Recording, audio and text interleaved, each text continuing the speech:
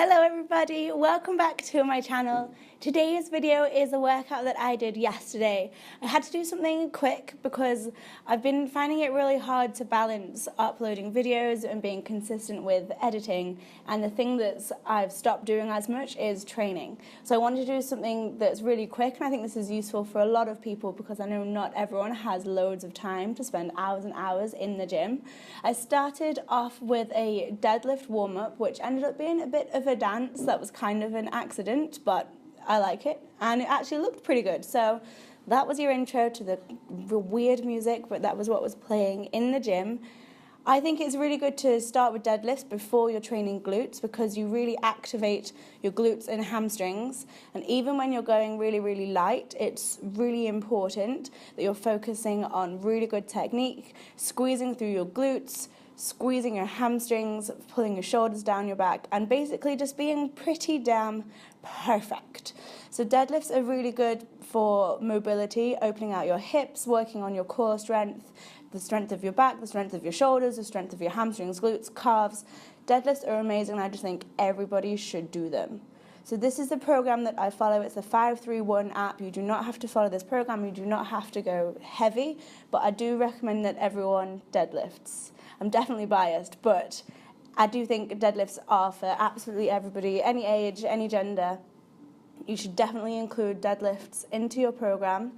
So even here on these warm-up sets, when these are sort of light, I suppose, you want to imagine that the bar is really heavy, so you're really squeezing through your back and squeezing your glutes at the top so that you're really, really strong. I actually haven't deadlifted probably in about 4 weeks.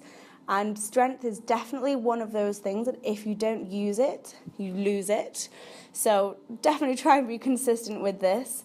I found that more than anything, I lost my nerve when I was going heavier. So here this is 90 kilos for 5. This was fine. The only thing that was going was my grip.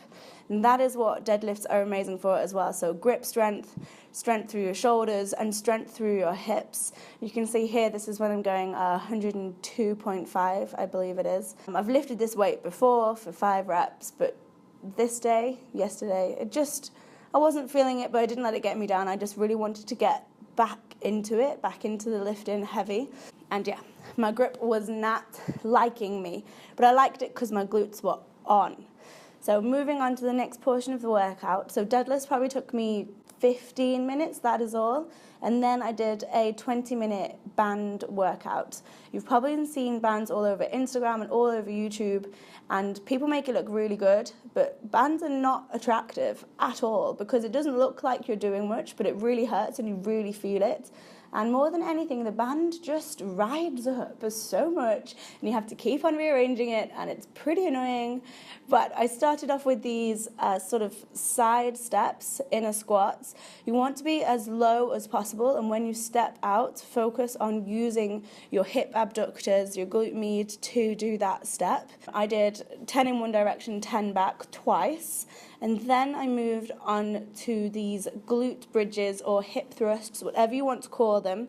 I did 10 with my feet together, 10 hip width, and then 10 wide.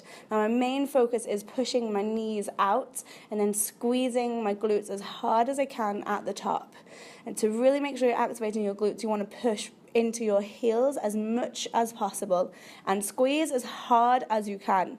And if you don't feel like you're making like funny faces, then you're not doing it well. You need to honestly squeeze as hard as you can so that you really feel it. And again, even though you're not lifting weight, this is more about mind-muscle connection. So this will help you lift heavier in the future if that's what you want to do. Really squeeze, really focus on activating. And I think glute bridges are a lot of people's favorite glute exercise for the sheer reason that it is a really good squeeze and it feels awesome. There is just your proof that bands are annoying. But use them because they work, and as I say, almost just go through it. So after that, you're doing this sumo squat with a side leg lift. You want to squat as low as you can. Here I'm just holding the band with my fingers, so I'm not pushing off my legs. I'm just sort of holding it down, and I'm lifting that leg as high as I can. It doesn't look like it's going very high. but you really, really feel this get as low as possible. Again, you're thinking weight in your heels. You want your back to be as straight as possible. And when you lift, you want to think about squeezing the side of your hip. So again, you're thinking glute med, your abductors, which is actually the part that makes your booty sort of look round and full as well. So if you want to get that fullness, then you have to do things to the side. You have to do laterally. The last exercise is a glute kickback. Using the band, it really didn't feel very dignified, to be very honest. It's not a very pretty or attractive exercise, but oh my gosh, your supporting leg really, really feels it. And of course, the leg that you're actually working feels it a lot as well. And rather than just going back, you want to go slightly on the diagonal as well, so you get the rotation in there. Again, for that same reason, you want to engage your glute med. You want to squeeze as hard as possible. I'm using a mirror to check that my back is flat. I'm trying not to just use my back to arch to do it. On one of the rounds, I did this leaning on a step instead. I don't know which one I preferred. I think standing, you feel it a lot more in both legs. When I was leaning on something, I had to do a bent leg kickback rather than a straight leg kickback, but you can get a bigger range because you can bring your knee in towards you and stretch out the glute before you then go and extend the leg, extend the hip.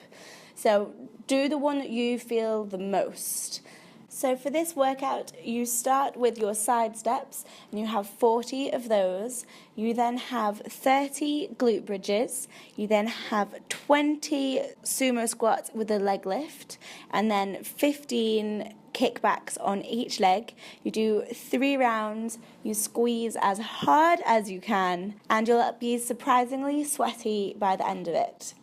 Please give this workout a try. Let me know what you think, and I will see you in my next video.